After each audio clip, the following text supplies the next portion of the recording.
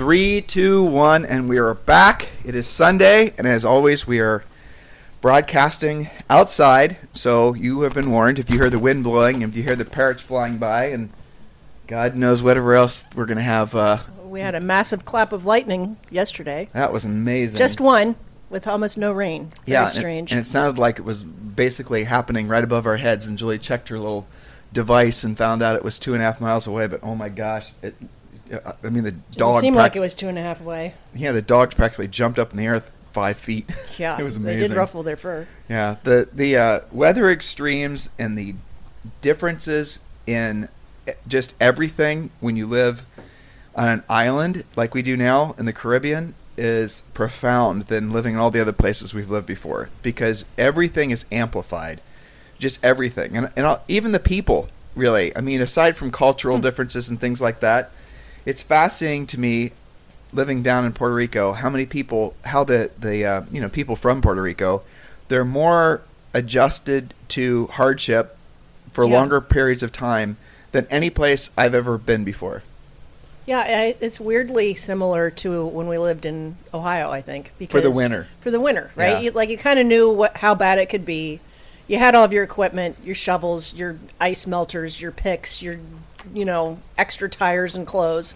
Because you kind of knew that's how it would go. And when it was like that, you'd go and bail your neighbor out. I never thought that I would have that correlation to living here. But people are like, and how the Puerto Ricans are like, really, we don't always have earthquakes like this. This isn't always how it is. It's weird for us, too. But that they have those conversations, and I guess maybe we have the look of being freaked out occasionally.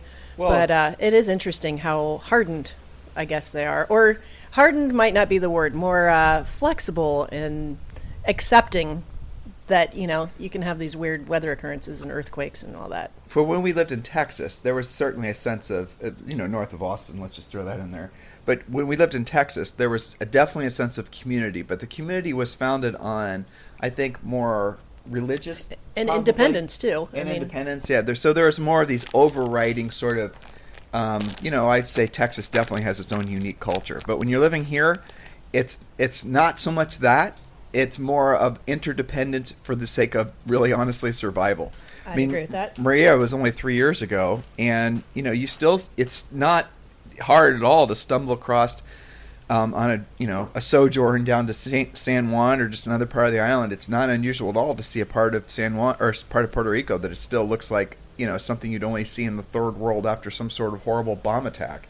Yeah, I mean, it's true. Well, it's one of the reasons they don't have very many traffic lights. Is those came down and were replaced with roundabouts, because then you don't have to worry about it. That's right. I mean, but you do see random, what you might call bombed out looking buildings that just had their butts kicked and haven't come back yet. Well, then there's the juxtaposition where you have, and it's not even like you guys will in your minds immediately think we're referring to wealth, but we're not. But the juxtaposition of it is the resilience of the people, but also there's so many businesses that formed in Puerto Rico, small little local businesses that are owned by just the kinds of people that all of you listening would be familiar with, because you're like that too. I mean, true entrepreneurs, people with a heart of service, people who wanted to create something that was beyond what maybe, they normally would have gotten. Well, even micro entrepreneurs, think about, especially as a result of the pandemic, how many little mini, I don't know if you want to call them side businesses, but they're kind of micro entrepreneurs, people that'll, do your grocery shopping for you, or they'll bring, I think there's probably 8 or 9 different, home bake shops. One of my friends' high school graduating daughters has created Deliver Your, she'll make cookie dough for you, and it's ready to rumble, and she'll just drop off however many dozen you want. And that's her little side business. And here in Puerto Rico, you be driving down the street and you'll see, you guys are going to think I'm making this up, but I'm not. You're going to see, in Austin, you'd see a whole bunch of food trailers. But in here, you would drive down the street and you'll see a bunch of trailers where one is they're selling a clothing boutique. One is a place that sells the best coffee you've ever had in your life. Another is selling fresh seafood. Another is selling bananas. Another is selling it's amazing. And so what has happened as a result of Maria, I think primarily, Julie and I weren't here other than just vacationing prior to Maria, but to see how resilient people can be, and there is no surge of new businesses, and there's no big wave of tech or anything that's really going to take root here probably anytime soon, at least not that I've heard of. I'm sure everyone wants that to happen, but it's not. Why are we telling you all this? Because that's what's going to happen to a lot of the communities around the country. That's what's going to happen to a lot of you. You're going to have to basically retool and look forward to all the opportunities that this new world's going to offer. And Julie and I have been reading a lot about different things that we're excited about, mostly tech-oriented, but truthfully not really tech-oriented, mostly oriented from the fact that people are resilient and they're going to want to rediscover what it's like to feel free. And really, to feel free, you can't be dependent on somebody else ultimately for your income. You have to at least have the illusion of having freedom, of controlling your own destiny from owning your own business. Now, anyone who's owned their own business for a long time knows that owning your own business usually results in actually, in terms of actual dollars, an hour spent, probably about 10 times the amount of work that, say, working for someone would require. I mean, when you own your own business, you have to have antivirus software running in your head constantly looking for problems and leaks and future leaks. And if you're really going to succeed for a long period of time, that's how you have to think. As a business owner, as a small business owner, even as a large business owner, you don't stop thinking about it. As an employee, you can unplug at a certain time of day and go off and do your own thing. Now, the small business owner has greater risks, but obviously has greater payoffs too if they're to get all the stars aligned. I often wonder why it is that people, like 95% of all small businesses don't succeed, why 95% of all agents don't succeed. And I think the real answer is just because they fight with the fact that they do have to have that antivirus software running in their heads 24 hours a day. They try to have a lifestyle that is similar to that of their normal working brethren and sisterin, right? They try to act like they had acted in their previous employs where they were working for somebody where they could walk away at 5 o'clock or whatever. And I think that's the biggest reason. And furthermore, if they're surrounded by people that aren't small business owners. They're surrounded by people that don't think like they think, or they're trying to think. And so the idea of not working far beyond what a normal person would work in terms of actual effort, it's not rewarded with any sort of social reinforcement. All their friends and family are saying, like, Julie, what the heck? It's 5:30. Let's go grab a beer or whatever. And you're like, nope, I got to put in some more time. So that's the kind of, if you really get to the heart of why so many businesses fail, I think that's the reason why. It's because the business owners aren't aligning themselves with the truth about what it takes to be successful long term. And I'll tell you something else that I've been thinking about this a lot lately. And then I have some things I want to talk, articles I want to share. But the other thing is that people who are small business owners, they think that it's supposed to be a passion project or a self-expression type opportunity, right? Mm-hmm. An art project. Yeah. They don't realize that really being successful at anything, especially a business, requires unlimited amounts of doing what you don't want to do when you don't want to do it at the highest level, and long periods of time of no payoff before you actually see the benefit. I think people, when they become self-employed, either because they wanted to be or because they had to become self-employed, often expect it to be less work, not just the same, but less work, less responsibility, less accountability, when in fact it's all of that opposite, radically opposite of that. Like you said, long periods of doing what you don't want to do when you don't want to do it, and striving always to do it at a better, higher level. That's not what a lot of people signed up for. I see that with many, not all of them, but I see that with a lot of coaching clients and some of our listeners, is that, hey, this isn't exactly what I signed up for. This seems like it's going to be a lot harder. And that's in the best of times. That's not even in recessionary times. I always remember, back all the way at the beginning, getting my real estate license, when you actually had to show up physically to a class and take the classes. And we were about to take a practice test. We had a little break, and we were out at the Coke machine. And this fellow student, a lady's just like starts packing up her backpack and her pencils and pens, and she's like, "All right, I'm out of here." And I had been kind of friendly with her before. I said, "What's the deal?" She goes, "I just found out that this job is 100% commission. Yep. How can anybody survive on that? I'm not doing this," and left, and didn't even follow through with the rest of her license. It was like this big light bulb had gone off. What do you mean there's not going to be a salary? I mean, after all, people say things like, "I work for Century 21. Well, no, you're working for yourself. You're just hanging your license somewhere. Yep, that's right. So, but I'll never forget that, because it caused me to pause and say, I wonder if I know what I'm signing up for. I remember very clearly. We say I remember a lot on this podcast, right? And the one we do on Sunday. It's Sunday and we're defragging. Yeah. But again, I do remember very clearly when you and I were, we first got married. We bought our first house. We were in our early 20s. We got real estate licenses.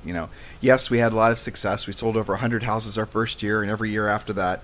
But here's what I remember. I remember it, though there were absolute high points of feeling like we had made it, or we were on a different trajectory than had we been, like, I was thinking about becoming a cop, and you were doing, on the path that you were on. We were just following the traditional route. Mm-hmm. Other than my father, there was no real entrepreneurial inspirations anywhere in our lives. So, but I remember having the thought, and this thought stayed in my head for years. When are we really going to see the payoff? Because we had friends that were taking vacations, and we had friends from high school that were, essentially having a hell of a lot more fun and working a hell of a lot less than we were. And it probably took, realistically, for us to actually, pause. Because, look, we were going through ups and downs. We were having to learn what we didn't know. We were having to create, an evergreen business system. We were trying to just learn. We didn't even have good enough filters to know who to ignore. I mean, truthfully, it's a lot of trial and error. In business, in real estate especially, it's less about listening and learning. It's more about knowing who to listen and learn from. Because there's so much crap that's out there. Well, it's so much worse now because of, all of the social media and the, all the things that you're bombarded with between your email and your texting and all the social stuff. Yeah. And nobody... we thought it was bad before all of that hit. And nobody's really telling people to do the real work of real estate anymore. And back when we were selling real estate, it was the same way.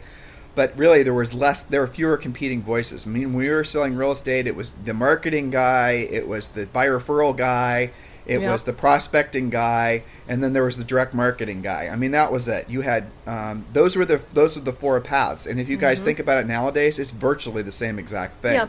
There's just more of it in each category. So what people have a tendency to do is they'll latch on to one of those particular paths, and that'll be their hill to die on, without ever having the actual business sense to know which is essentially the correct path. And then what people do, which is usually a greater mistake, is they create a mishmash of the kind of the best ofs what they like from each of those different direct essentially business systems. And then they really fail fast because they're never actually finishing anything. It's always just sort of it's a hodgepodge, and it sounds and looks like a hodgepodge, and they sound and look like a hodgepodge. They don't they don't follow one course until successful.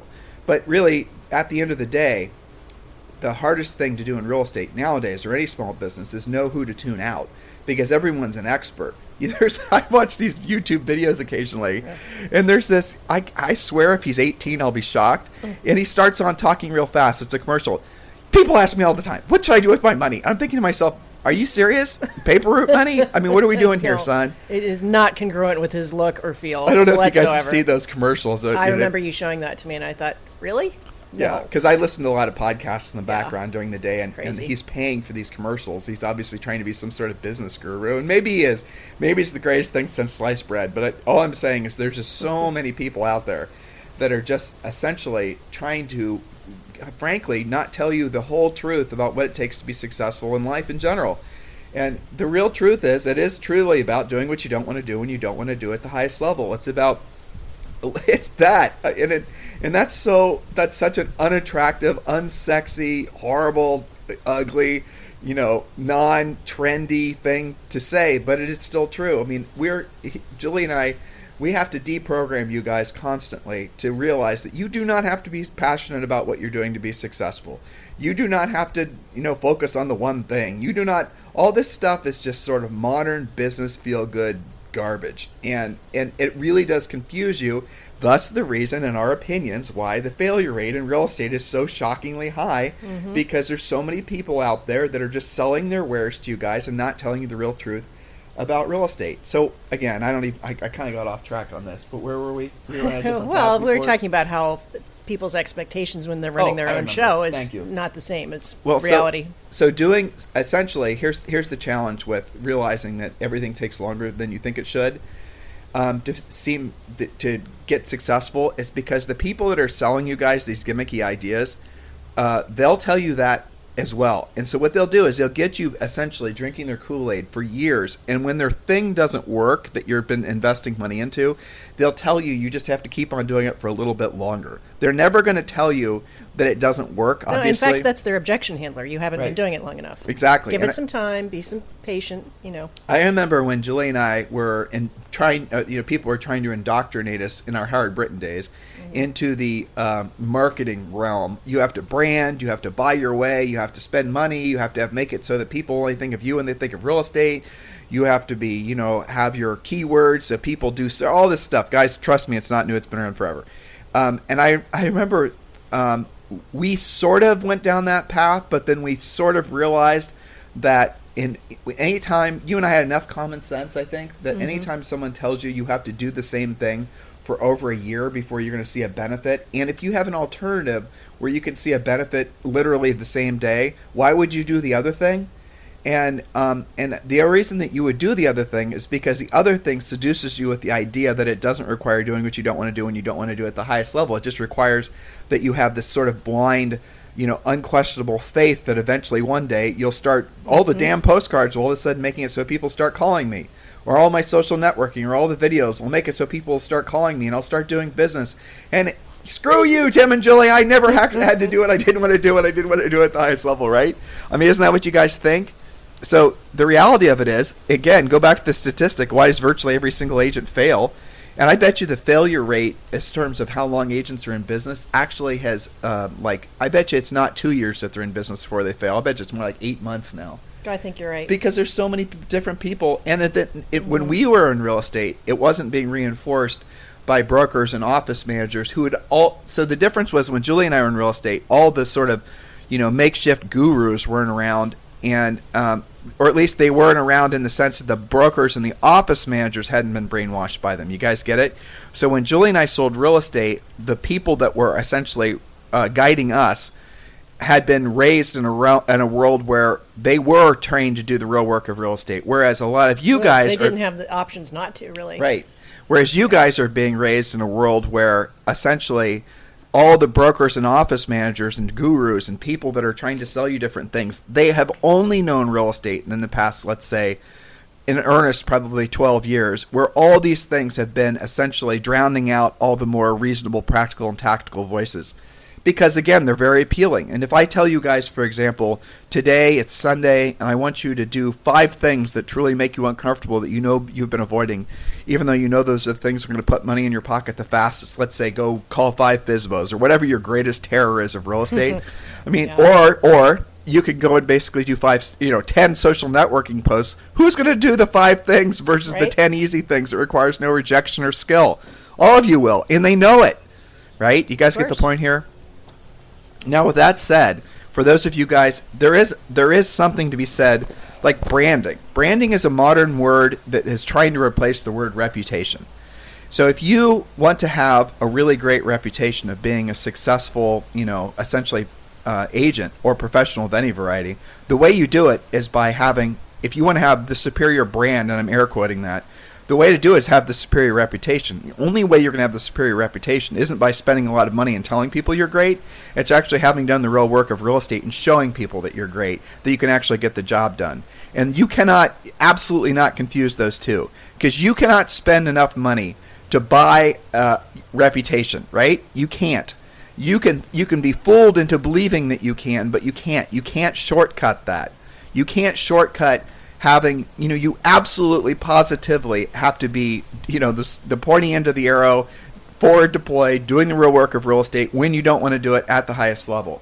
And if you try to shortcut it, you're going to be, again, one of the 90+% that fail after 24 months. That is just the sad statistic.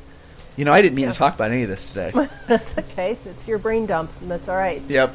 I think that this is compounded by the fact that in order for you to build that reputation, I think they get stuck sometimes not having the experience to rely on, and so they try to replace the experience, or like what you're saying, the reputation, with, buying it or manufacturing it, or doing like the person you were referring to, people ask me all the time, blah, blah, blah, trying to manufacture it. So one of the things, to fake it, and the whole saying, fake it till you make it. Well, One of the things that we strive for in our coaching is what I call backfilling the deficit of experience very quickly.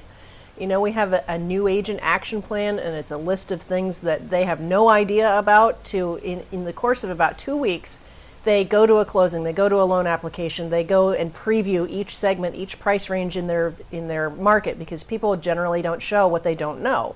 So there are ways to force a little bit of experience. That's pretty good, by the way, what you just said. But they don't. Well, drill down on what you just said. They won't show what they don't know. Right. So how many people listening believe that there's no new construction in their market? Why? Because they've never gone out to find it, and because they don't see it easily in their MLS. That doesn't mean it doesn't exist. So one of the things we do in that quick start program is go find the new construction in each price range. Who's building what, where, who has or builder financing, who has special deals and spec homes. And you're not going to find that in your MLS. So that's just one little segment. Most agents are afraid to sell or list or show anything in the price range above what they're living in. That is a fact, Jack. So how do you fix that? Well, you don't have to have a high-end client to go educate yourself. We told that story a couple Sundays ago. Absolutely. That makes a big difference in confidence level. We were selling meat and potato houses in Columbus, Ohio, and that's an awesome market, right? You always have ready buyers and sellers. So we were very comfortable with that because our first-time buyer house is what we were living in when we got our licenses. And that's where we sold. Our average sale price our first year in the business, I'm sure it was. I bet it was barely $200,000. Oh, definitely not 200. Yeah, it was probably. Yeah, it's probably more like 150 now that I do the math. Yeah, exactly. No, granted, that was what they were moving up to. This was 1,000 years ago. Mm-hmm. It's on a side note. Julie and I, we have a lot of rental properties where we originally sold real estate. We hardly ever look at the values, but just as a joke, I went online and I looked to see houses that we were selling when we were selling real estate for $75,000 are now selling for $250,000, $300,000. It's what the hell? And they're all in contract, every last one of them. It's insane. That's crazy. Yeah. But the point being is that you don't show what you don't know. You don't list what you don't know. You get intimidated. You do crazy things like when you have the lead, you talk yourself out of it. It's the reason that Julie and I, when we ended our career selling real estate, that was an average close to $1 million. And why would we do that? Because we wanted the challenge. I mean, we knew we just, I'm not going to say got bored, but we wanted a greater challenge, and we had the epiphany that why would you want to have to sell 10 houses and make $30,000 where you can go sell one house and make $30,000. One house to sell is better than having to sell. Yeah. So that's what we did. So we moved across town to this market that's totally and completely unfamiliar with us, and guess what we learned? That every single thing that we had to know that made us successful selling normally priced homes in that particular overall geographic area absolutely translated to the more expensive stuff. And if anything, it translated easier to the more expensive stuff because most of the agents that were selling there, God bless them, that's a little saying we learned in Texas. Those of you from Texas know what that means. God bless them. They did not have any skill set, with few exceptions. And for the most part, they're just getting all their business just from their social connections. And at the centers of influence and past clients, that's where they got it. The country club, because they grew up to school, blah, blah, blah, all the normal things. And when Julie and I rolled into town, I'm not going to lie to tell you that within, 6 months, they absolutely did not like us. Nope. Because we would go compete with them on listing appointments because we knew how to overcome objections. We knew how to basically price things.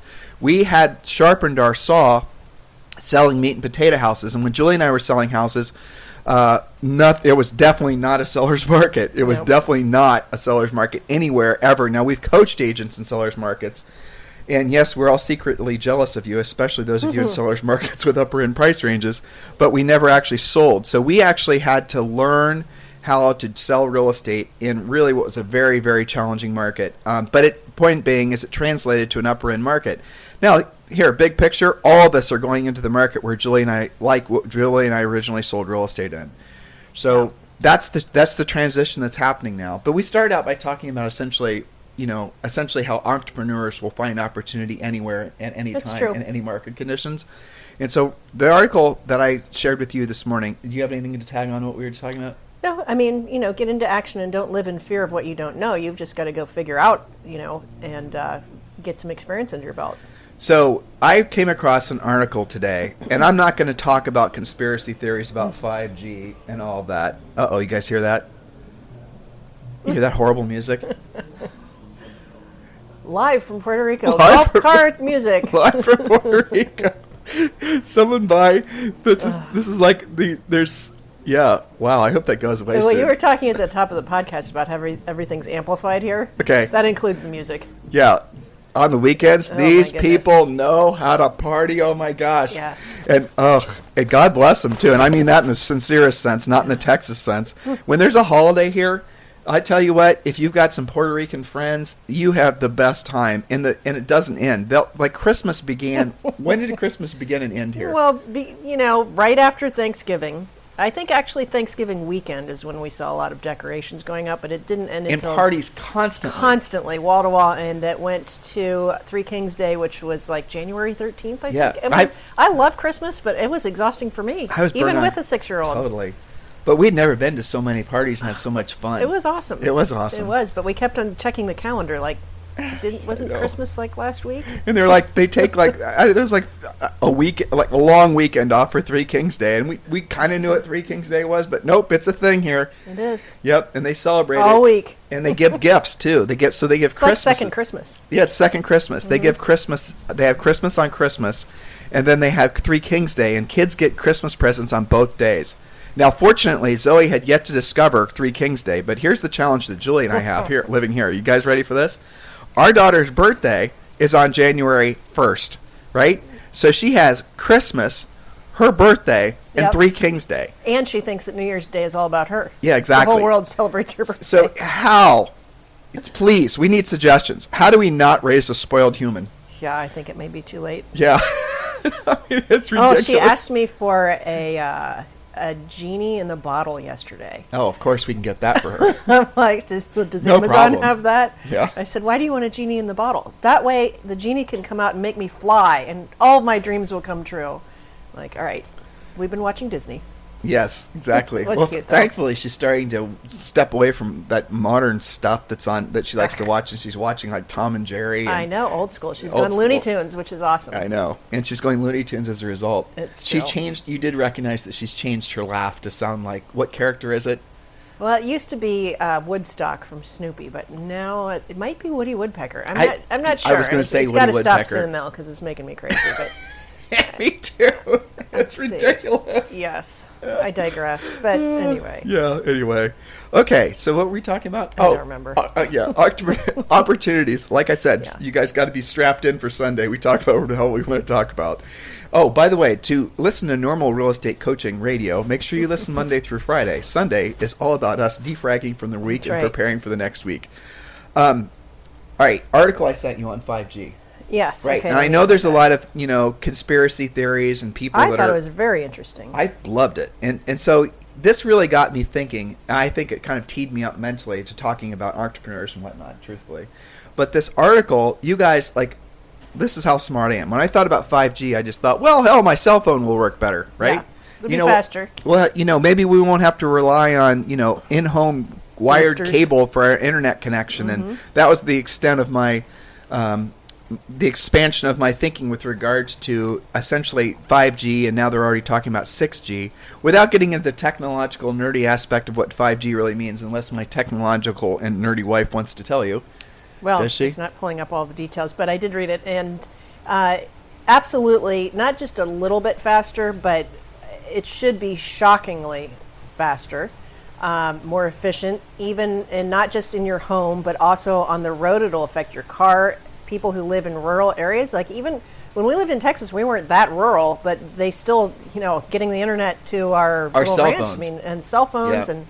and everything will be faster. Everything will be more interconnected. The efficiencies probably will be mind-boggling, and it got me thinking about, they gave different examples in different areas. Well, let's like, talk about like the examples. medicine That's what's interesting. Right. So, what got me thinking is, what's the saying that animals will grow to the size of the cage you keep them in, or your business Yep. will grow to the extent which you know the technology to use? Well, so think about how inefficient, even though, this is much better than even 5 years ago, what we're doing now, but think about how inefficient it is. They used an example of having to upload a file of pictures and send it via email, or try to get it to work in text, and the file's too big and it gets stuck and you have to do it over and over.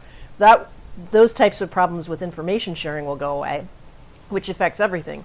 For example, no more traffic jams. Why? Because cars will be smarter and the system will sense there's a slowdown and break it that won't article get down. So she's talking about something very fascinating. Yeah. All right. So they drilled down on the thing. We're talking ultimately it's the speed of communication. Well, so let's say, and I'm not a big fan of autonomous cars just because I like, old school cars where you can actually shift and there's a clutch, but whatever. I realize that most of you have no idea what a clutch is. That's fine. My automotive tastes go to the relic side of it.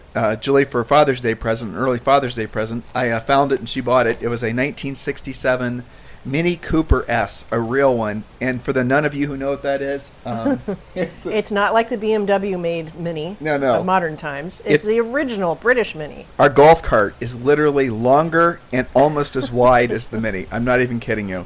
So anyway, that's the type of thing that personally I like. Something I can work on, something where I smell the gas and the oil, something where I can understand by studying it, maybe watching some YouTube videos how to fix it. Mechanical stuff excites me.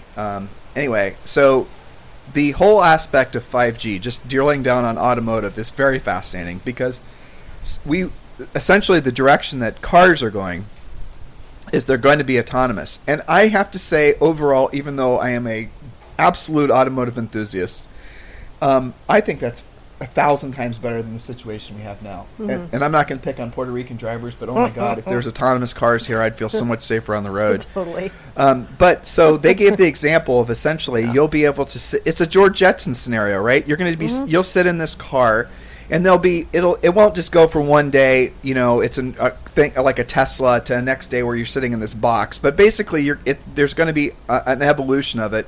The laws will have to evolve. People's emotional acceptance will have to evolve. I'm sure, like Tesla, let's call that, the first wave. And the second wave, maybe you're going to start seeing the actual device being less, it's a device right now. It's not a car. You're going to start thinking of it like you do your watch or your computer. It's the device, that you are transported around in is then going to start opening up the space. And all of a sudden, you're not necessarily going to need a modern, sort of, or a more traditional automotive layout where everyone's facing forward.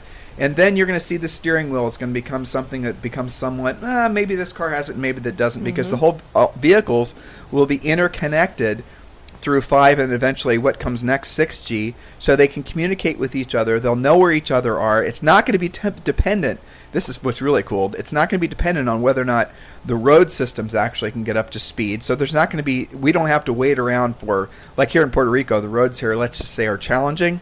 There's potholes that are easily consume my little Mini Cooper with one, one gallop. But there will be smart cities. It's not just about the phones and the cars and the TVs. It's that with nearly instant communication, everything in the vicinity will be able to talk with each other, right? So the 5G towers are much easier to put up. They can attach them to telephone poles. They can put them everywhere. And the 5G, the speed in which it communicates is instantaneously. So you're going to be driving in your car or riding in your car, as the case may be. You're going to sit in your car. You're going to tell it where you want it to go. It's going to take you and it's going to communicate along the way. That's going to. And another thing that's fascinating is your car is going to be communicating with stoplights. It's going to be communicating with everything around you. Other and cars. So if you're coming up against an intersection and normally it would have a red light when there's nobody there, the light's going to automatically change because it's going to know that you're the only car that's headed that direction. All that. Cars are going to be able to, communicate, as Julie just said, with each other. And you're going to see autonomous trucks. You're going to see autonomous all these things. People talk about electric being in the end-all and be-all of cars. That's not really true. There's probably going to be something like hydrogen because then it's not dependent on the burning of fossil fuels. So all these things are exciting. Now, if you think in terms of cars, like something all of us have grown up with, and we have sort of this resolute idea of what a car is, and if you think the car is going to change within the next, let's say, 10 years, in the most meaningful ways, probably a decade from now, but really noticeably in the next 5 years, and it's going to be similar to what I just described. Where are you trying to hold on to, like I am, old school mechanical ways of thinking? Isn't that fascinating? So scale this idea. Now, talk about the whole imagery, essentially how you can start seeing your doctor. Yes. Using your 5G device. Sure. Well, since everything will be communicating more quickly and everything will be basically smart, like your phone's a smartphone, think about now, if you think maybe something's wrong with me, I feel kind of funny, you have to go to the doctor, you get blood work, they do the heart rate monitor versus what your watch will be able to do or a necklace will be able to do. where it's monitoring everything constantly, and it automatically uploads the information to your file. Your doctor will have it. It'll even connect to maybe your relatives. Like, I would love to have that tracker on your mom, like when we're away or something. How is there something going on that we need to know about, instead of like going home and asking a bunch of questions, and that's very analog, medically speaking. So it'll instantly. Well, I'm not objective. I mean? I'm not objective about how I feel. I'm not like Well, most like, men do not yeah. want to say when they're not feeling good, right? No, and things like, if I wake up and my throat's sore in the middle of the night, I figure I've got bird flu or something, because it's 3 No, a.m. you think you it's have dark, Ebola. something, yeah. And then by morning, I'm like, okay, I just need a drink of water. But if you really did have something wrong with you and it's monitoring you all the time, then everything is going to be that much more efficient. And, that's why I was thinking about how much time, if you break down the different segments of society and of your life, your personal life, your business life, how much time is wasted. I bet you I spend an hour a day getting on and off the right Wi-Fi and trying to make something work, and resetting a password, whatever. How much inefficient time is being wasted, and that's because we're all kind of used to it, and because it's better than it used to be. So if you think about medical, for example, staying on that point, is that you'll have real-time monitoring of your health. It'll be real-time monitored, hypothetically, by an AI probably. And if the AI catches any aberrations, it's then going to notify your doctor. The AI might call you and just say, hey, guess what? You haven't elevated this, you haven't elevated that, and monitor this, monitor that. That's kind of badass. I might say you need to change your supplements, right? Right, you exactly. need a different mix. Right. I mean, that's what it's going to be. That's where we're evolving as far as medical care, where you're going to have real time, not just I'm going to go to the doctor once a year and I'm going to have my, monitored and things and whatever. And when I go to the doctor, my main number one mission is getting the hell out of there. Right. So when he asks you, so Tim, how's it going? Great. Yeah, you're you have not any problems? Nope. I'm like, well, are we done? When I go to the doctor, my heart rate always looks like I'm about to explode, because I just don't like doctors, right? does. And then I go home and my resting heart rate's like 55. Yeah, she goes to the doctor. You know? The doctors always say, Julie, you have high You blood okay? pressure. Like, and it's no, really, I don't. she doesn't. She just just went outta hates here. doctors. What do they call it? White coat syndrome. Yeah, white coat syndrome. So, until doctors stop wearing white coats, but the whole thing. Again, I want you guys, we're telling you this just so you start thinking bigger. Now, here, expand it to this direction so we can start reeling it back in to something that's really, truly relevant to these guys' business. Mm-hmm.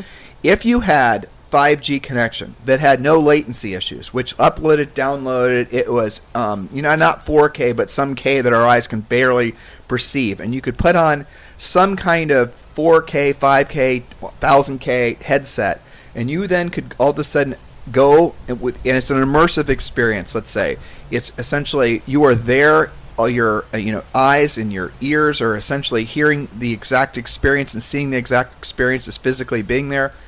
And then you want to talk about the power of essentially virtual tours. You guys want to talk here? Take this even to the next level. What if, for example, just thinking like an agent now. What if, for example, you have the typical scenario that we dealt with all the time when we were selling expensive stuff in New Albany, where you had trailing spouses, right? Mm-hmm. You had the husband that would come first, and he'd check out real estate, and he would take pictures, and you'd send. What if, for example, the husband then was wearing some kind of body cam or some sort of immersive VR thing that was transmitting in real time back to the spouse who was wherever she was, and she was going through these whole experiences. And I'm not saying it's the same, but I'm saying it's really damn Very close to the same. Because you would be seeing it as if it was through your own eyes. Right. What if, for example, when you and I are doing this podcast in 10 years, and if all of a sudden now the podcast is no longer just audio only, what if it's immersive? What if they're sitting here with us and they're seeing the crazy bathing suit that you're wearing right now, or they're seeing the flock of green parrots that fly by? What if they're actually seeing the fact that we're not drinking Diet Cokes today? We're drinking your sugar-free. What are they? Granitas. Sugar-free granitas. That's right. Yes. Coffee. And does that not make? I mean, already when I listen to podcasts, not all podcasts, but when I listen to some podcasts, they're immersive. Where to the point I'll listen to the podcast just because I feel like I'm part of the conversation, and I don't want to stop listening because I don't want to seem rude, because my brain has been so convinced that I'm sitting there with them, listening to them. Well, I see it. Joe Rogan's podcast. Half of them are just like that. Yeah, I mean, I remember way back when we used to like listening to Marshall Redder's. It wasn't a podcast; it was a cassette, because it was so raw and uncut, and because we knew him, we felt like we're just hanging out with Marshall. I see it with Zoe with some of the YouTube stuff that she sees, like which on one level drives me crazy, like kids promoting products or whatever, but there are some celebrity YouTube kids that do some good things, like science experiments and stuff like that, and she really feels like those are her friends. Well, so you're actually touching on something with a quick Yeah. aside. If you're apprehensive about creating media, now look, do not create media thinking that you're going to make money from it. If you get a big enough audience, eventually you will. Do it with the idea that you're going to reinforce your other efforts. So we encourage everyone to start their own podcast.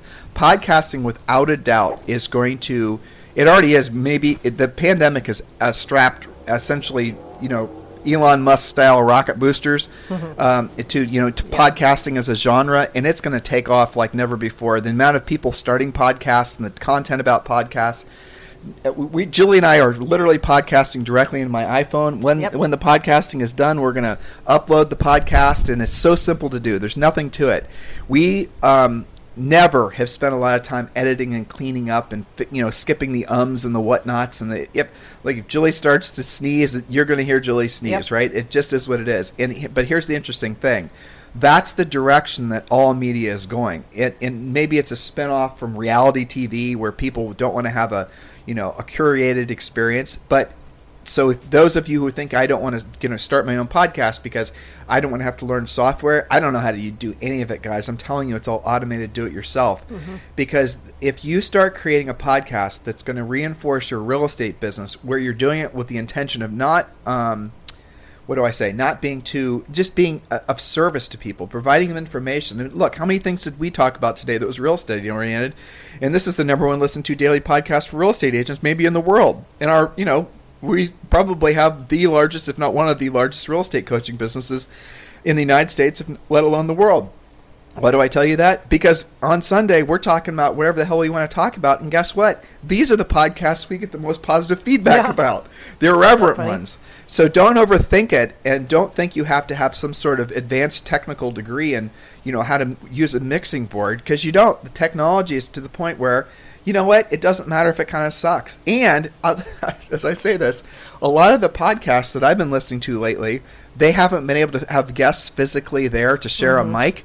So they've been calling it in literally on their cell phones, and the audio quality isn't the same. Now, 5 years ago when we were doing this podcast, people were super anal about audio quality. We would get comments on their audio quality. It's not that good and whatever. I mean, not a lot, but occasional. Nobody gives a rat's ass anymore because the standard has changed. Every single one of you, it doesn't matter. It can be 15 minutes. It can be like Joe Rogan does for 3 hours. And just talk about the things that matter to you. And you can circle in and out about, making it real estate related and start sharing that with the people in your community. Start talking about houses for sale, things that, you read on, like we do during the week where we talk about a lot of real estate headlines. Use our website. And our staff spends a lot of time creating content for you guys, timandjulieharris.com. That's a media outlet. You can go there and read articles and read all kinds of things that are, sometimes directly drilled down related to real estate and sometimes loosely related to real estate. Be part of what's coming next, because I don't know where our podcast is going to go. I don't know, will all these podcasts that we've been doing, the thousands of shows, will that all of a sudden evolve into something else? I don't know. I mean, I didn't realize everything. If you guys keep moving forward, the domino that might fall next is going to be one that's going to take you in a totally different trajectory, but reeling it back in. Yeah. So if you think about all the different ways, just from essentially the wide acceptance of 5G, that's going to essentially change everything and every aspect of all of our lives, and it's going to do it at an amazingly, shockingly fast speed. And I think because of the pandemic. That's right. That's exactly right. Because of the pandemic, people will be more accepting more quickly, exactly, and more needy of it. Yep. Because now you've seen a couple of things. One is that it's possible that you can run the show from your home if you had to, and number two, and a lot of people like being there. It's more convenient. It's less people-y. You're off the freeway. All of that kind of stuff. So I do think this is probably going to be, I don't know whether they'll call it a digital revolution or a technological revolution, but I think the onset of 5G/6G is really going to move things and make things different. So I don't know. I don't have words for it because it's an evolving thought, but I'll tell you where I feel this is evolving is towards people being free, honestly. I know that sounds crazy, especially after a time of forced quarantine. but I feel this is going to give people, like, I read a really interesting article last week. Maybe I watched a video, I don't even know.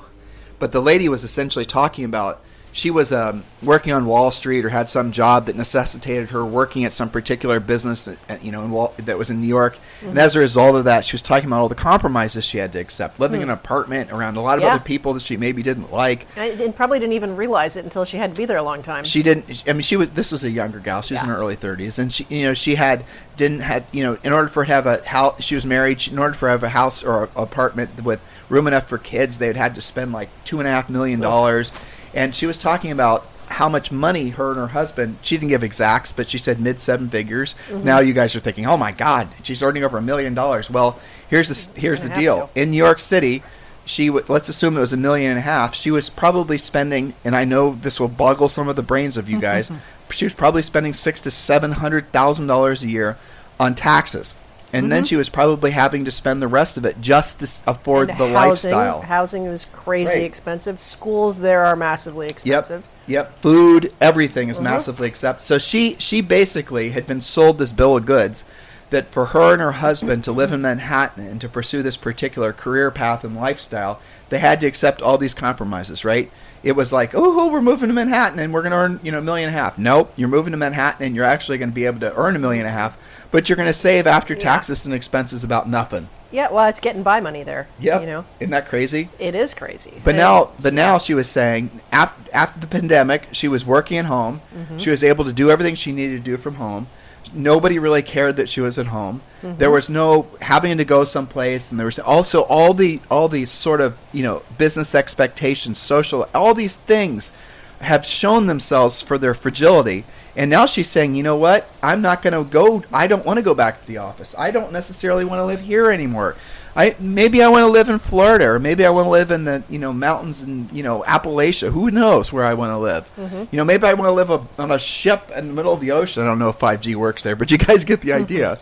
So this is going to open the world up, and there's going to be a revolution, a final, I think, nail in the coffin of some really outdated ways of thinking that needed to die a long time ago because people were forced to comply, did so willingly because there wasn't a viable alternative to complying. Oh, okay, let's talk about one that's near and dear to your heart. School. You read my mind.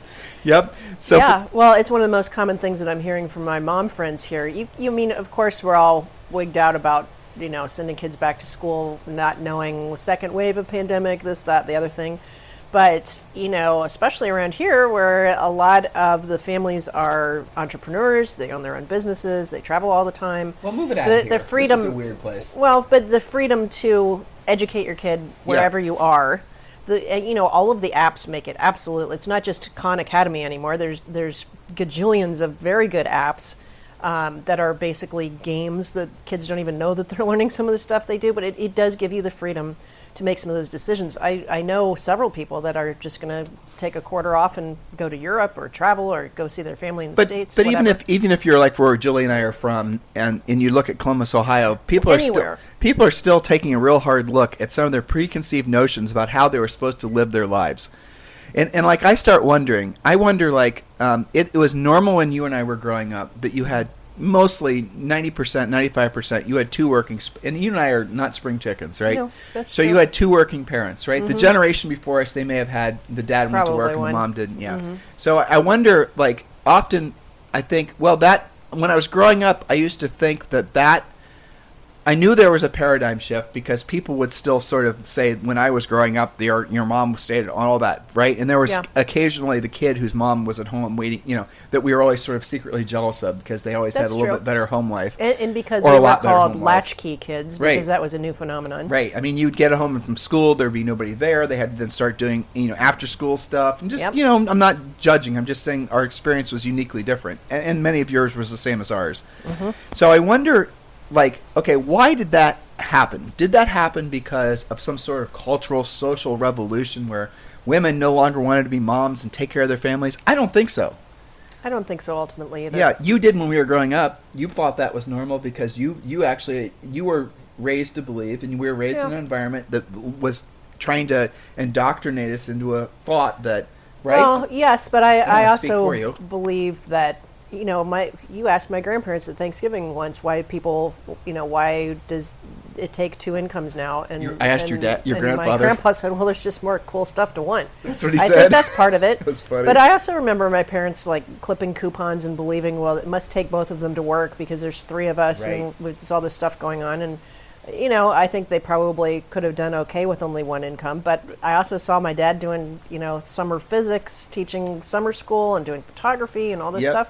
But I think that... Not as a hobby. He was taking wedding pictures. When I was dating Julie when we were in high school, her dad was never home on the weekends. He was never home in the summer. He was doing all these side hustles. Yeah. Her mom was a full-time teacher. Her dad was a full-time teacher, which, by the way, is the reason that she's so married to the idea of traditional thinking with regards to education.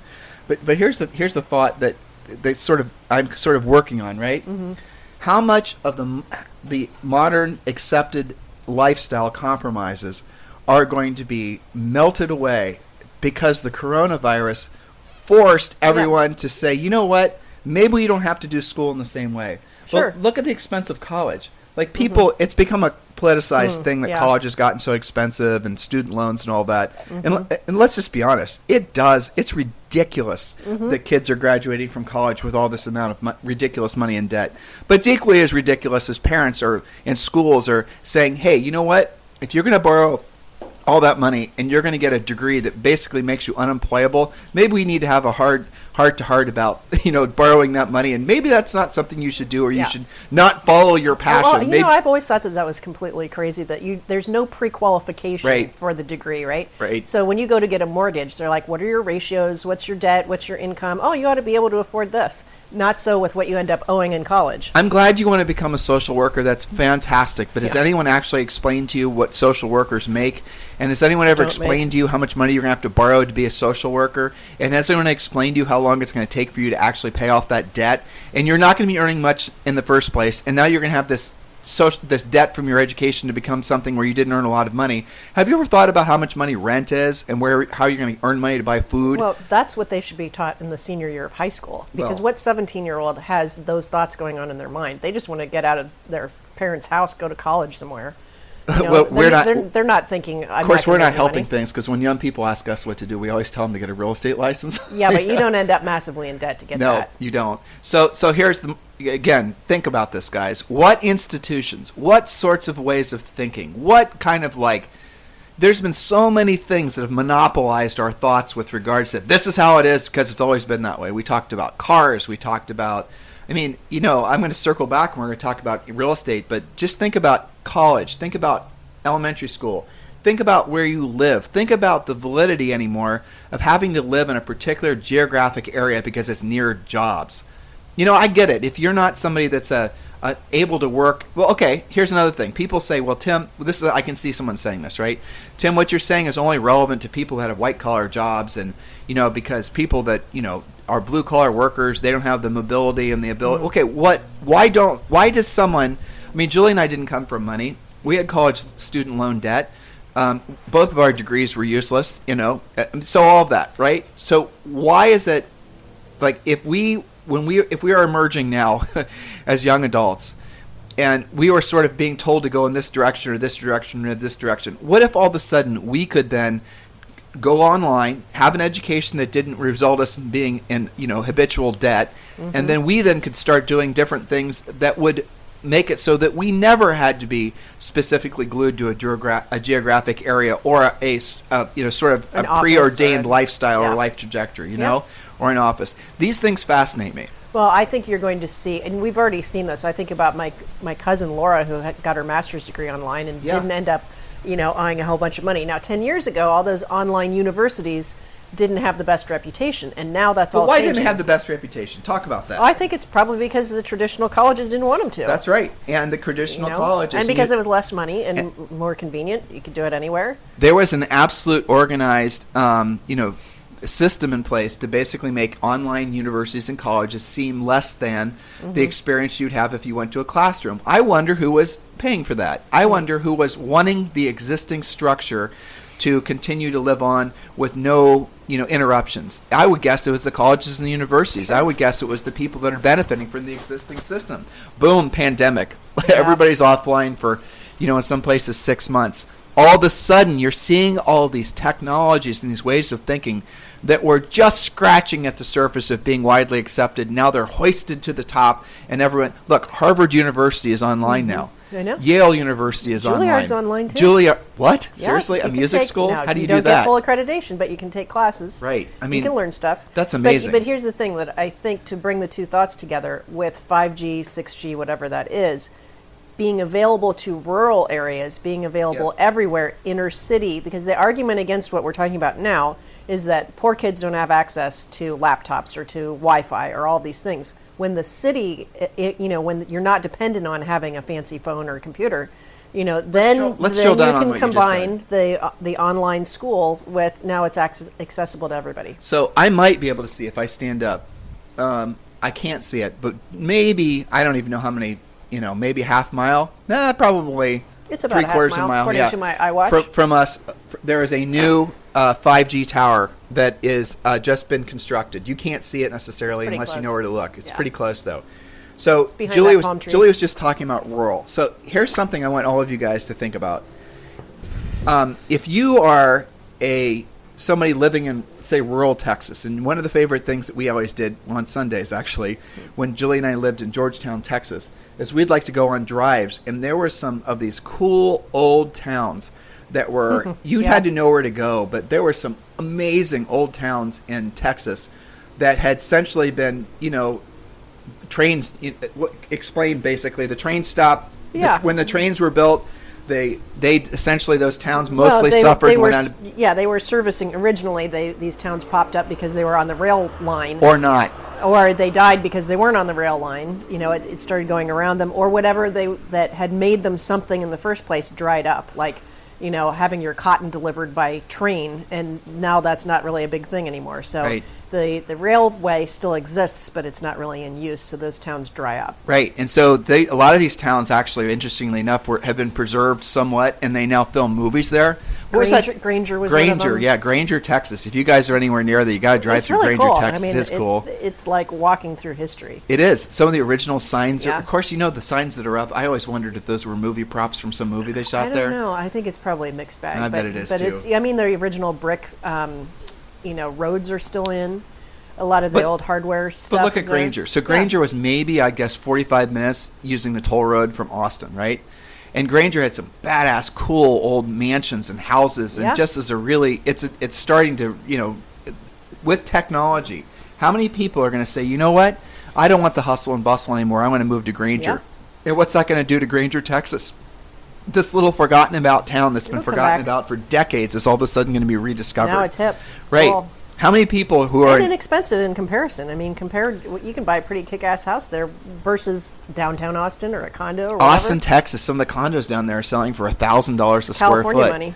Yeah, I mean, that's kind of insanity, How many people are going to say, I don't want to, right? You guys get the gist of it. Now, how many of you as real estate professionals, are essentially still locked into believing that your market is where you're selling real estate now, even though the world, we're only guessing here, but it seems like a pretty logical guess, is going to change incredibly rapidly as the adaptation of 5G, but mostly the acceptance of being able to break free of sort of these institutionalized ways of thinking.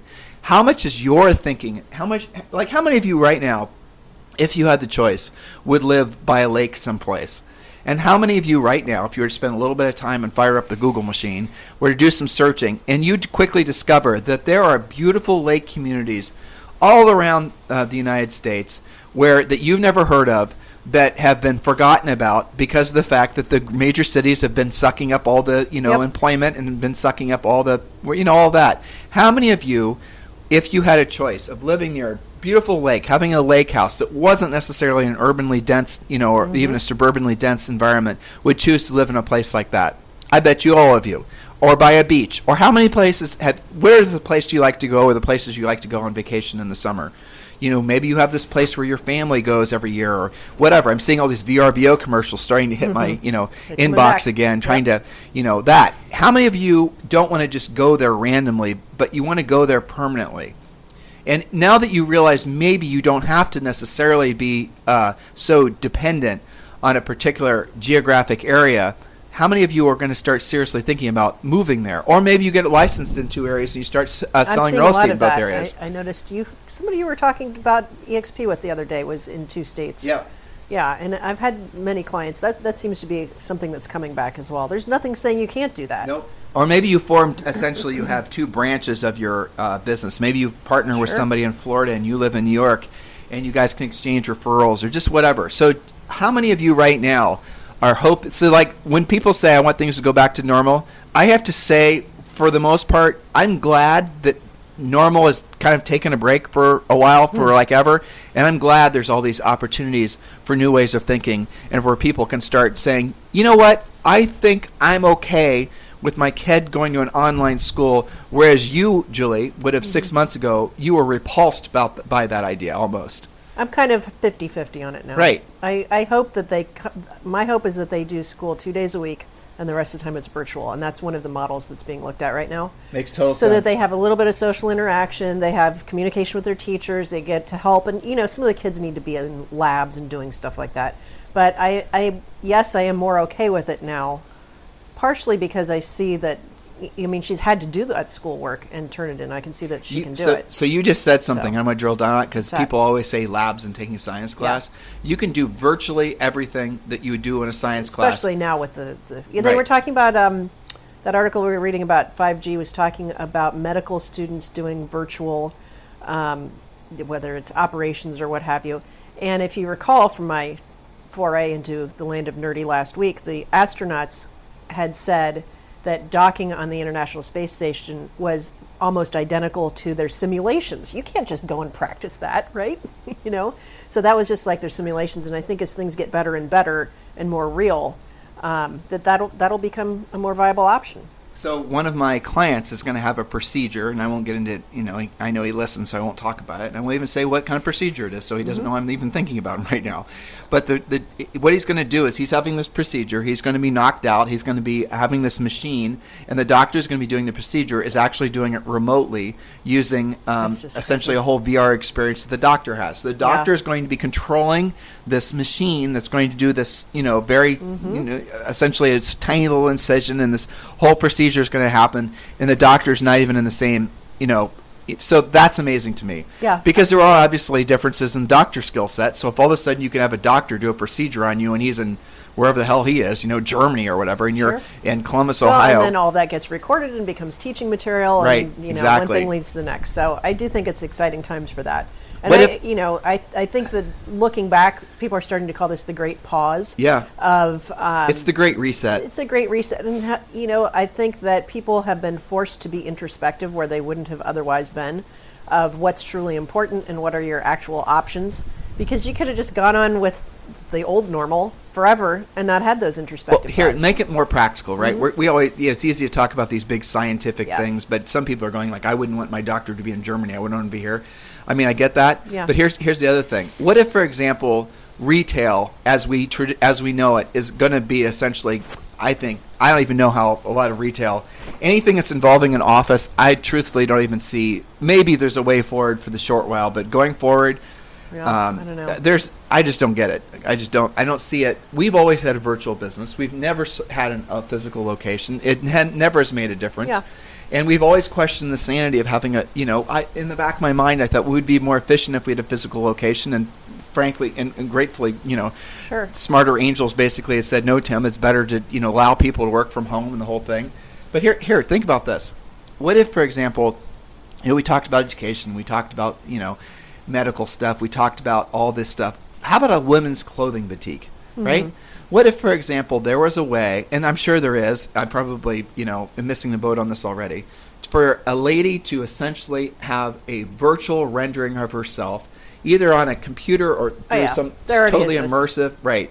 And then all of a sudden, everybody... You can order a curated suitcase of things that are supposed to be for you based on whatever your profile was online. I'm talking, so that's off measurements. And I know you can do that with glasses and it'll scan your face, right? And we talked last week how basically you can have a virtual, eye exam right now by a doctor. You can have that done medically where they'll, figure out what your your adjustments should be and your lenses and all that stuff. But I'm just thinking off the cuff here. So would you, as a lady, would you want to have an immersive like 5G experience where you put on some sort of thing, and all of a sudden you had your body scanned, scans all your little nuances, and then essentially you then could have virtual Julie trying on clothes. Absolutely, I hate going into a fitting room.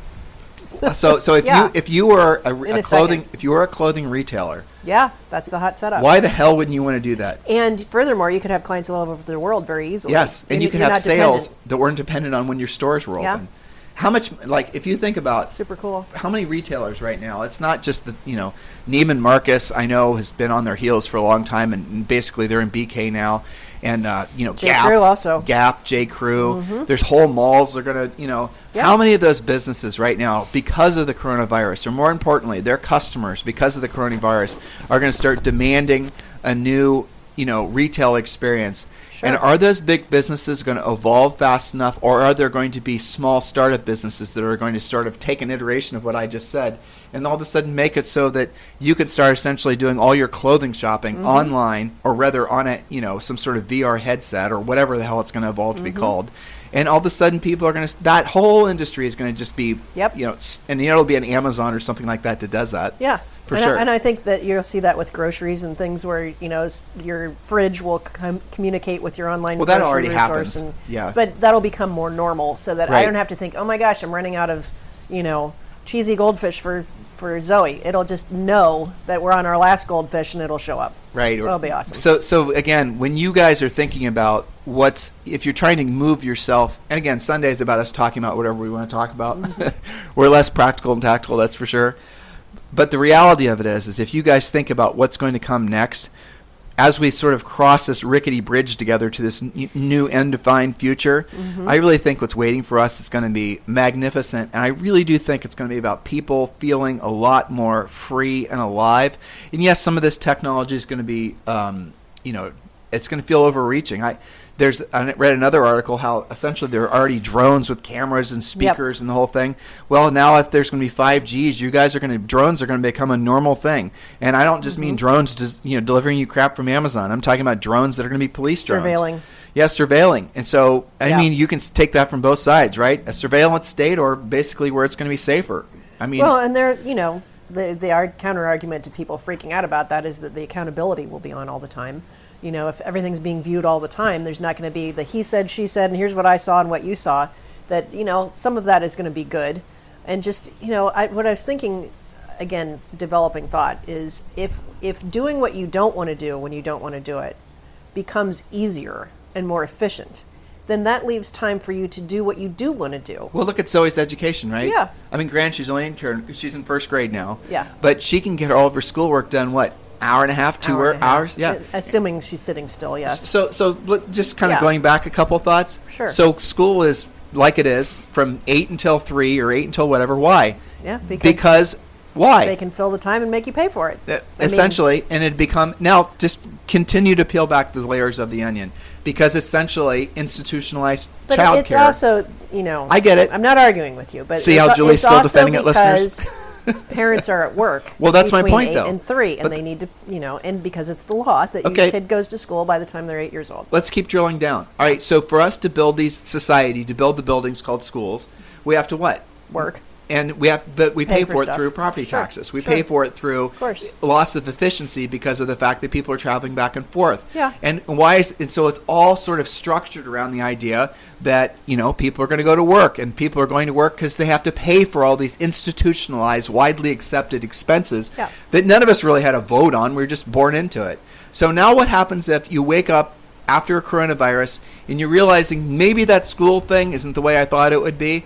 And what if people en masse, just staying on the school thing, decide I'm not willing, my kids aren't going to that school anymore, and I get it if I'm going to live in this neighborhood, in this community, property taxes are what they are. Yep. So now I'm not going to live here anymore. I'm going to move further out where the property taxes, because I can work virtually, and my kids can go to school virtually.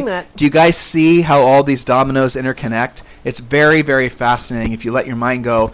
And I think personally that will result in I was talking about the police state with the drones flying over, What if people say, I don't want that in my life, that's even going to push them further away from where the Absolutely. drones are flying and over, right? when you have 5G out in the middle of the countryside, you can have those decisions easier. So, yeah, and then if all of a sudden people will say, well, stores aren't close enough, and Get or a drone. I'm fearful of being away from my doctor. Well, if you're being monitored, your health is being monitored all the time, and Yep. you don't have to necessarily, I mean, emergency care aside, and if you essentially have that now of a more of a, a condensed, consolidated, concern. And Objections are melting away. And then what if all of a sudden, you guys get the gist of it? Oh, I don't want to be so far away from retailers. Well, generally speaking, out in rural America, the only retailer is Walmart. So, but what if all of a sudden through these immersive experiences, as long as you have Amazon, you're okay. Right. Through these immersive experiences, you could essentially, if you wanted to, buy a pretty dress that normally you'd only be able to get in streets of Paris, if all of a sudden you can go to that little, Done. boutique online and you can get it. I'm not saying it's the same, guys, but I'm saying it's going to... It's a new option, though, and the comfort level is going to change with those things. It's had to. Well, consumers are going to demand that they change. Yeah. And then businesses are going to say, you know what, if I want to have a little boutique in downtown Paris or, whatever, on, what do they think of a famous street in Paris? Champs-Élysées. Okay, there's a really famous one, right? Yeah. Because that's where our store's always been. That's where it's, okay, I get that. Sure. That's fine. But if you are 99% of the businesses in the United States, let alone the world, that physical location is what's been sucking all your profit out forever. And if you could still sell your merchandise, and look, I was on, occasionally I hop on Instagram just to say thank you for people sharing our posts and whatnot, just to show gratitude. Mm-hmm. And I see all the retailers, all the emerging businesses that are just only selling on Instagram. Mm-hmm. It's amazing. Well, look at the success of Etsy. Yeah. That's massive. It is, yeah. So real estate agents and real estate brokers, if you didn't know where we're going by now, then you haven't been listening to us for very long. Ultimately, when I think about the best opportunities, I was on someone's podcast the other day. He asked me what technology I'm following, and I'm sure he wanted to talk about what most people in real estate want to talk about, the AI or CRMs. And I don't think any of that stuff that's being evolved, with maybe a couple of exceptions, or just anything more than just pieces on the puzzle. None of these ideas that are emerging right now that I see Inman talking about, not so much lately, but pretty much all the time, I don't think any of those ideas really move the needle. There's not going to be a real estate technology idea that's being motivated by agents' needs and wants that's really going to move the needle. It's going to come from consumers.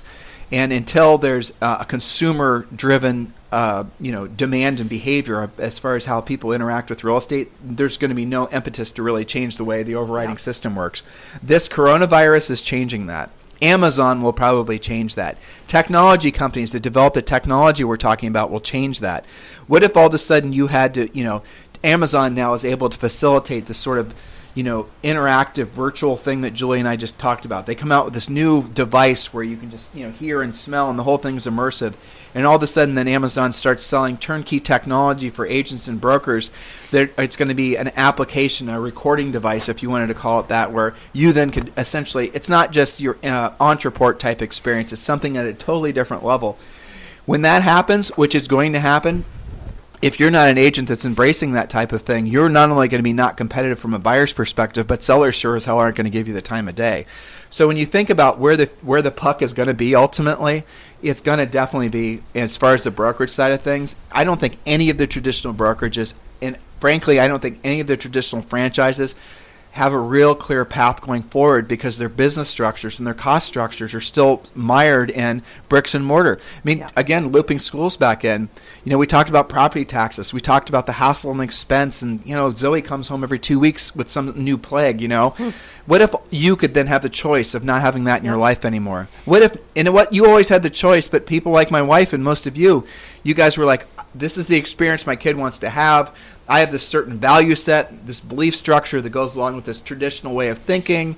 And in order for her to basically, move in life in a certain pattern, going from this school to that school and the other thing, she has to follow this traditional path. Well, now we're seeing that traditional path with Harvard and with all these other, I don't think Zoe would ever go to an Ivy League, but maybe she will, right? At the very least, it's under heavy modification right now. Yeah. At the filter I'm using, and a lot of other people are, is when and I think this applies to restaurants and retail shopping and, lots of things, is when the experience is so diminished by the protocol that it becomes not what you signed up for, not what you expect, nothing enjoyable. I mean, there's all kinds of crazy retrofitting of restaurants going on.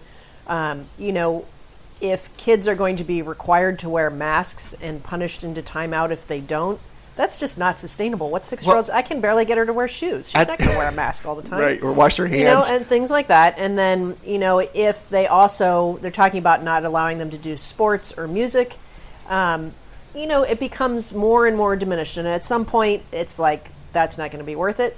Or they'll make it so that the protocols are, and I think this is a big transition for them to figure out, that whatever the new normal is going to be okay and maybe even better. But I'm cautiously optimistic, but heavily monitoring the situation. But let's just forget about the pandemic, right? Let's assume that there'll either be a therapy, there'll be a vaccine, or people will just say herd immunity, and it is what it is, and everyone's going to get it, and whatever that is. We don't talk about that because it's become too politicized. Yep. But whatever happens with regards to the virus, it's almost irrelevant at this point, because the genie is, to bring it in what you were talking about, the genie is out of the bottle. And now people are, without actually having a conversation like all of us are having right now, people are now, they're really starting to innately question some of the dogma that they've in their entire lives have been forced to believe. And their habits or their tendencies, all of that.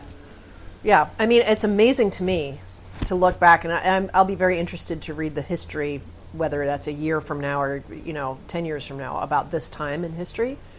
The massive change in how people are operating and thinking. That is, if you think about it, March, April, May, half of June. That's 3.5 months. That's it since this started. That's crazy. It really does feel like a decade worth of things that have happened, and so. I think that in itself is something interesting to study, how quickly people can change. Now, it was forced upon us, but still. But think about what you said. Mm-hmm. September 11th happened in a day, basically. Yeah. The stock market crash in 1987 happened in a day. Yeah. The tech bubble crash in early 90s happened in a day. Mm-hmm. If you look at, for example, if you look at, Pearl Harbor happened in a day. Yeah. If you go all the way back in history and you look at, John Kennedy was killed in a microsecond.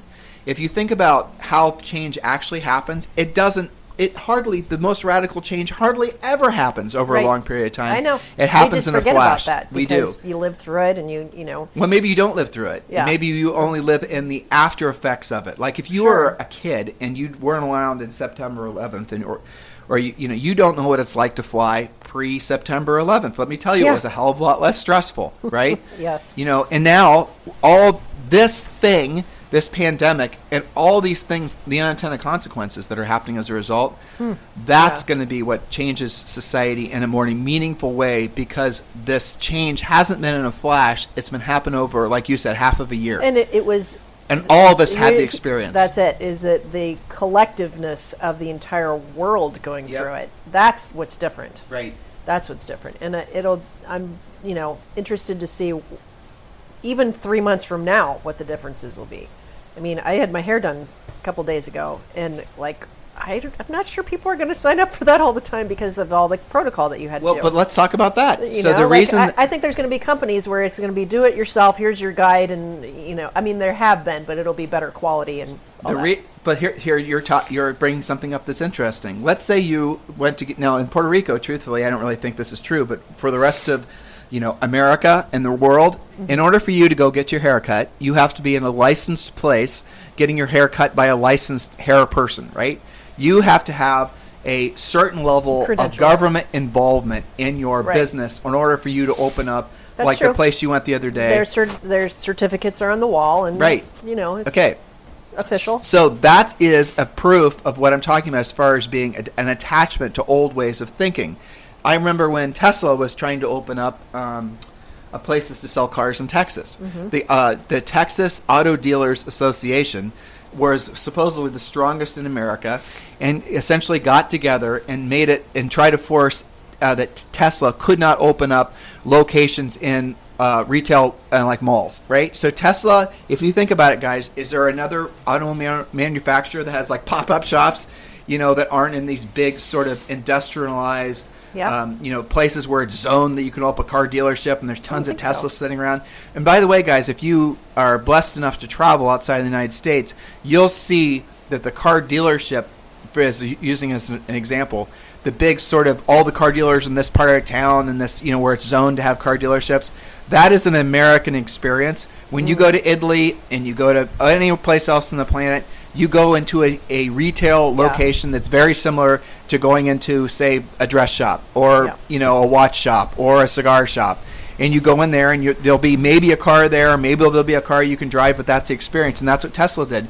But the auto dealers associations in Texas just, did everything they possibly could to make it so Tesla couldn't do that. And Tesla eventually won. And now, like the Domain and all these other sort of higher end malls in Central Texas and everywhere in Texas, you have Tesla dealerships that are right next door to, whatever, an Abercrombie and Fitch or whatever. Here we go.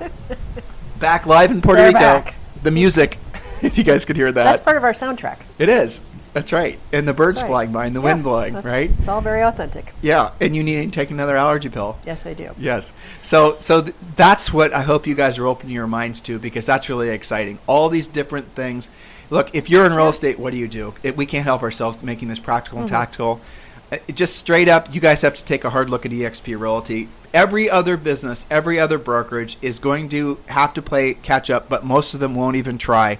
They're going to give it lip service because they have this little reprieve from reality right now because there's all these government bailout programs, and they've been able to use the PPP and EIDL loan, and all these brokers are talking about things coming back to normal and all this stuff. It's sort of the institutionalized stuff that was before will sometime be relevant again, and there might be a little window where they can still operate, but the business model that eXp has created for all of us to benefit from is just incredible. And if you're not taking a seriously hard look at it, as an agent or broker, or maybe you're an entrepreneur and you're thinking about what business should I get into real estate, become an eXp real estate agent. Just for every reason you can possibly imagine, it's the most. I'll tell you what, honestly, I'm jealous of not having come up with the idea myself. I know, right? I know, and especially because I like it because it's not figuring out how to be virtual. It's not. It was born that way. It's not retrofitting. Right. It's not piecing together all these different applications. It's already in existence. It's almost like it was waiting for something like this to happen, because it's very turnkey. The benefits are just amazing. It's the reason that Elon Musk, we always talk about the same things. You guys can tell who inspires us. But Elon Musk, and you look at Tesla, and there's these emerging car companies that are coming out with this sort of amazing autonomous electric whatever, right? And there's some of them that are coming out. But you guys notice how none of the mainstream automobile manufacturers have been able to actually... Porsche is trying with their new vehicle, and maybe they're going to get someplace. Porsche might essentially create a viable as an established brand, but they're the most profitable automobile manufacturer in the world, and they're going to, create an electric car, and maybe, like I said, but for the most part, the electric cars that are coming into the market over the next few years, they're all from new startups, and because the existing manufacturers can't evolve. It's far harder for them to change what's already in existence than to run with something that you just created. Now think about why. It's not because they don't have the manufacturing facilities or the engineers or maybe even the desire to, and they certainly have the impetus to, but it's because the people who work for those companies don't have the mental flexibility or desire to actually change how they think about manufacturing cars, or essentially what a car is. Their corporate structure might not allow for it too. That's right. If you have a company that's in existence and that they have long, established expenses. You've probably got a massive infrastructure to get anything done. That's right. You do something like Tesla, it's probably a lot tighter. Look at SpaceX is the perfect example. How much they were able to do what they did, last month in 10 years, not in 100. Right. Because there's less of them. They're forward thinking. They're all on the same page. So, I'm licensed. I got to put my license somewhere. eXp is the obvious choice because it gives you all of the freedom that you want with none of the expense that you don't want, and you're not actually giving anything up. You're getting more for less expenditure. And if you want to talk about a place where you can sell real estate at a high level, have essentially a very shockingly small cost structure, what you have to pay, and then you have so many alternatives, like what I guess one of the most powerful things, aside from having a great business structure at eXp and a great technological structure and support structure, just everything you could possibly want in a brokerage, the way that they've created a path for agents to create alternative or additional income streams, that's something that is just amazing because so many agents they're on a path to basically never being able to accumulate anything because they're so transactionally based. And with not a lot of effort and just doing what you're already doing, as an EXP agent, you can literally have income coming in from multiple sources that are not solely dependent on your ability to transact. Now, think about how much of an absolute shocker that is to, people like Julie and I. I mean, if we wanted to accomplish independent, passive income, we had to do it through rental properties. And we still have that software that I still battle with, and so does Julie, like buy more rental properties. But what if buying more rental properties as the only way forward to create independent, passive income, and trust me, rentals are not passive, but just to make a point, what if that is an obsolete way of thinking? What if all of a sudden owning a bunch of single-family rental properties or multifamilies for that matter is an absolutely obsolete way of thinking? As a real estate practitioner, as a EXP agent, you have viable ways of thinking about how to create passive income, now. A retirement income that's not dependent on rental properties. That means the money you would have been otherwise using towards buying rental properties, you can do a lot of other things with it. You can have a lot more fun with it. You don't have to have the essentially the obligation of having rental properties, because even a paid off rental property with a property manager is not something you can forget about. Otherwise, it's going to forget about Not you. to mention your property taxes, your HOA and stuff breaking on you. Well, every single report I've read is expecting property taxes like around the country to go up as a result of all the government intervention. The fact cities and states and municipalities who have been without income sources for the past 90 days. And schools, some of the school systems are backstopped, their pensions are backstopped through property taxes. If you guys don't think property taxes are going to go up, you're batshit crazy. They're going to go up everywhere. And if you have a marginally profitable rental property now, you're going to be essentially losing the whole viability of that investment. You're going to say, well, Tim, it'll still appreciate. Well, maybe it will, maybe it won't. But buying a rental property purely off speculation is whether it'll appreciate. It's definitely a recipe for heartbreak. And then it's going to, if you don't have cash flow, if you don't have appreciation, that leaves depreciation. But I mean, you guys get the point. So that is that's what you do if you want to gain independent wealth as a real estate professional, is to buy rental properties. If that's no longer really viable, and that was your path forward, at least in comparison, it's less viable because there's so much more care and feeding. It takes so much longer. And we're talking about if they're paid off. Most people don't just pay cash for rentals. Nope. They've got at least a 50% mortgage on it. So, yeah, I mean, had EXP been around when we got into real estate, there would have been no question. And you look at others, you guys saw this in California and Florida, where, I'm going to buy VRBOs. Well, good luck. The cities are going to pass rules that you can't, or they're going to make it so you have to register your VRBO. Pay the tax. Or they're going to make it so that you have to essentially have them look over your shoulder so they can monitor how frequently you're renting that. You're going to have to pay. There could be a pandemic where nobody's traveling. Right. So when I think about all of you and I think about EXP, I'm so excited.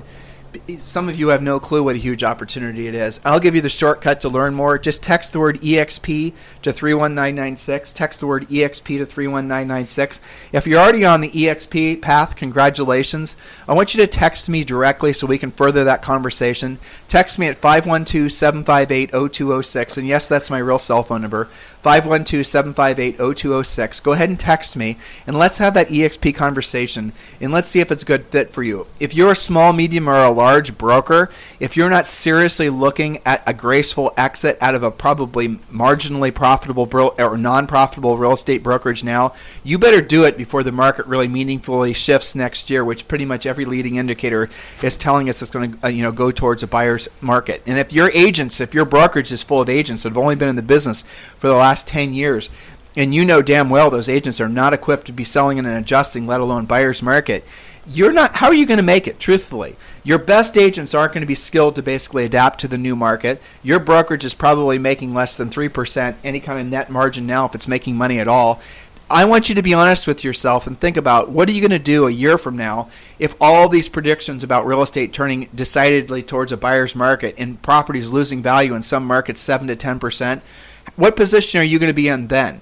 Wouldn't it make more sense for you to seriously drill down on that now? I mean, it goes back to all these businesses we were just talking about, and all these different industries that we were talking about. And you guys were, most of you were kind of like on the same page of us. And you were saying, well, that makes sense. I mean, yeah, I wouldn't mind having that experience. And yeah, maybe immersive, 5G enabled technology will make it so that I can be rolling around in my Autobot car, going here or there, driving to the beach, and the car's driving me. And maybe I can have my VR headset on and try on clothes, or maybe I'm taking a stroll through downtown Paris, all the while I'm sitting in the car for 2 hours, all that, right? Okay, you guys can wrap your minds around that. That sounds kind of exciting. But then when I suggest to you, well, guess what? The business structure you're following right now in your brokerage or your team model is obsolete, just as obsolete as some of these other businesses that it's easy for us to all see the flaws in. But you're not objective enough with yourself to see the flaws in what you're doing. Do you guys see the sort of the conflict that you're creating for yourself going forward? But Tim, I've spent so much time and so much money building my brand and my name and my reputation. I've got signs all over town. People are used to seeing my brand. Well, you know what? The cool thing about EXP is you just have to be brokered by EXP. You don't have to lose your soul. Right. You don't have to rebrand everything. You don't even have to change your colors. They don't want you to. EXP which I think is great, because even as much as, and we had great careers when we were with Remax, as much as that was good, the rules, nobody cared we were with Remax. Nobody cared. Nobody knew. But you still were made to do certain things under the corporate structure, very much like colors, all of the different brokers are the same thing. Logos. EXP doesn't care about any of that. Nope. Be you. Be your brokerage. Keep your name, your brand, your reputation, all of that advertising and marketing you've spent on your brand. That does not get erased when you become brokered by EXP. What does get erased is all the expenditure. And all the hassle and all the fear. And wigging out that you're only running a 3 or 4% margin. And, don't be weird about that. That just makes you normal. That is the average of the normal brokerage. There's nothing, that's just what it is. But it's not too late to convert and fix that. But it may be 6 months from now when the economy hits the fan. That's true. And then you're not going to be adjust quick enough. And the reason is because you're going to be burning your candle at both ends. And you'll be more stressed. You're going to be stressed because transactions will be, hard to transact and all the normal things. And your agents will be wigging out. Your agents will be wigging out. They'll be leaving probably to EXP. I mean, I probably had 3 calls from brokers last week.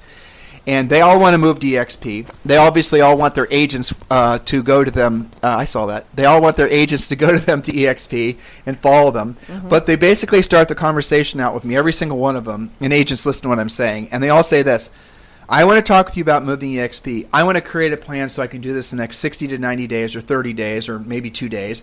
But you have to make an agreement. Then I know maybe some of my agents, and maybe you're coaching some of them, maybe blah, blah, blah, blah. But you cannot let anyone know I'm having this conversation because I don't want any of my agents to quit before I've officially announced we're moving to EXP, because I want all those agents to go under me at EXP. I had that same conversation at least 3 times. Julie hears me doing it all day. Uh-huh. That's the first thing most brokers say is, I'll do this. I see it. I understand it. I totally get it. I want to absolutely do this as fast as I can.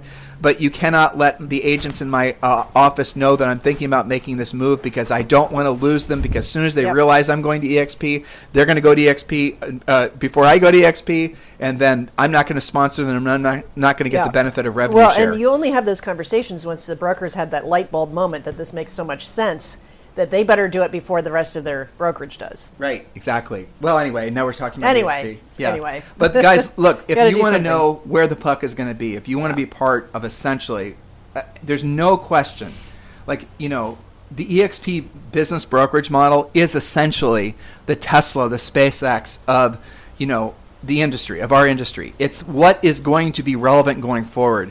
And it is so amazing. I have EXP conversations with through Facebook and through Instagram, and people that direct message from all over the world, because this podcast is listened to everywhere. I talk about we have people that purchase our book, Harris Rules, all over the world, and they all are, some of them either don't know what EXP is, they might go and explore it themselves, they'll ask me about it, and then they always say, how do I bring that here? Because they get it. They understand it. And I'm having these conversations in some of the most sort of, gilded cage protective type environments, and Manhattan, for example. I had conversations with some of the massive agents who I absolutely can't share with you their names in Manhattan. In Manhattan, they don't even refer to the big brokerages as brokerages. They call them the four families, right? Yeah. I mean, it's so old school. They're thinking they're, cast that of The Godfather, right? You have Douglas Elm and you have, Corcoran. You have, all these different, very well-established, respected brands. And they have all controlled the environment. Commissions are this is this cost structure, this is how all of us do business. So a top producing agent doesn't really have an alternative to essentially venture out because they're sort of locked into this existing paradigm. Well, some of them are realizing that, I got to the point where I realized that people do business with me because of me, and they don't really, care what brokerage I'm associated with. The brokerages are great and whatnot, and I love the people here, but I want to do what's best for me and my family, and maybe I'm seeing these brokerages aren't evolving like they should. Maybe I'm seeing that essentially I'm not as well off as I thought I would be after this many years in the business, and maybe I've sat down and added up how much money I've paid to my broker over the last 5 years, and I've realized that that's a stifling amount of money to have just essentially gotten, essentially minimum benefit from because, you have developed a reputation and you've got your own brand that people choose, and they don't even know what brokerage you're with. These are all things that conversations people are having. Are you having those conversations? Are you thinking about this? Are you actually considering the ramifications of not thinking about this? So I don't even know how long we've been podcasting, Julie. You have anything else you'd like to say to these guys? Yeah. Be flexible. Be forward thinking. Don't get so stuck in your ways that you're not taking action. We've been doing this for 90 minutes. Does it feel like 90 minutes? Now that I'm getting allergenic, I feel that way. Okay. So it's all good. It's, the Sunday show is different than our normal podcasts, and we need to take a break and talk about different things sometimes. And I hope that these guys are getting out of their wheelhouse, too. How do you feel after having this podcast? I always feel, better. I don't know Optimistic? Optimistic, Isn't definitely. that interesting? Me too. I think we are naturally cautiously optimistic, keeping it real, of course. I hope these guys are too. There's so many great things that I've seen. I think a lot of it's we've been reporting on our website, like, 10 things that you can do this summer that don't involve getting on a plane. Or, museums are having a great boon from this because they're doing online tours in the zoos and things like that. Zoe watches the Columbus Zoo polar bear cubs. You mentioned museums, and we're digressing here, but it's a good point. The Louvre is going essentially interactive. Yeah, so you're going to be able to. So if you have a high res, a 4K or a 5K headset on, and it blocks out all the noise, and all of a sudden you're walking around a museum, and I tell you right now, I absolutely miss going to really amazing museums, and you're walking around in the Louvre, and you're able to go see whatever it is that you're interested in, and you're looking at the painting, and you do not sense there's no boundaries. Like, you're not looking at a screen. Everywhere you look is there's no interruptions. There's no latency issues. You look up, you look down. You're seeing what exactly you'd see if you were there. The only thing you're not doing is smelling what you'd smell in museums. Frankly, and smell the noise. amazing. And you know what else is cool you'll hear about the noise. You'll hear the noise. Well, but what I think is super cool about this is whenever you and I have gone to amazing places like that, we've never had more than like 6 hours on that day. And 2 hours are figuring out where you're going, And standing in line. And struggling with the language or whatever's going on.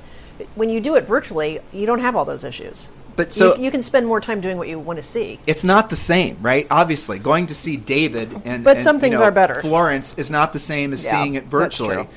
Even the best interactive thing. But here's the thing: if you don't have the money to fly to Florence and see David and walk through the those different just amazing museums and have those experiences, if you don't have the money for it, or if you're really young, or if you're just not how able, about if they're closed because they're only able to be at 25% capacity, and you go and have that immersive if you want to know what it's we climbed to the top of the Eiffel Tower, but I don't know what percent of the experience or really high-end immersive experience would be versus actually doing it. I don't know if it's 50%. I don't know if it's 60% or 70%. Right.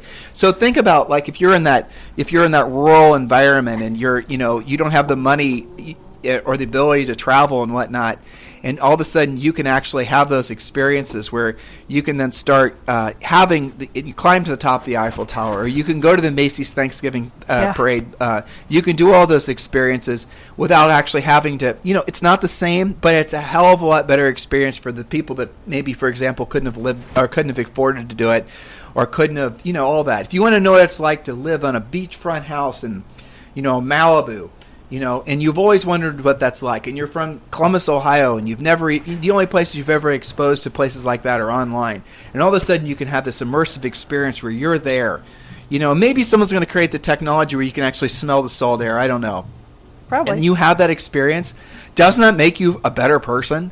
Doesn't make it so you don't want to travel there. It probably makes it so you're even more motivated to travel there. I'll tell you one thing that I've been thinking about is with all this new virtual experience stuff, with things like museums and town squares and even the aquariums and things like that. Let's say that we were going to go there physically next week. You can do so much pre-research and have a better experience when you do it in person than you would have otherwise done. And by just saying, well, I want to go see the Monterey Bay Aquarium. Let's go, next week. I like that I can see, all right, well, maybe the penguin exhibit is better than the, something else. So I think that it's the convergence of the real and the virtual. Yeah. And we did a live event. I'll never forget this. You and I were doing a live event in Austin, and we had a live video feed. And there were probably only 80 or 100 people in the room. But at one point, we had like 15,000 people watching us on a stream. And I looked at the numbers, and I thought to myself, that is really badass. That's really the bottom line. So where are you guys evolving? Where are your minds at? Are you still stuck trying to make things? I know some of you guys are trying to make ends meet. You're trying to work through what you've got to work through. But our Sundays are about thinking big and maybe, I don't know, detaching from the drill down. And maybe yours should too. I want you guys to seriously have this EXP conversation with yourselves. And it does not matter where you are in the United States, Canada, or Australia. If you're ready to have that conversation, start by texting the word EXP to 31996. Or just if you're ready to move forward and you want to have somebody that's going to help you cross in the threshold and actually becoming an EXP agent, just go ahead and text me directly, and I will call you back, 512-758-0206. In the meantime, guys, thank you for keeping us company today. Hopefully we educated and we entertained. And I have to say, every time we do these Sunday podcasts, I really do feel like we're all sitting here together having this big conversation because it's pretty magical, Yeah. It is. So God bless all of you. Have a fantastic day. This podcast is a part of the C-Suite Radio Network. For more top business podcasts, visit c-suiteradio.com.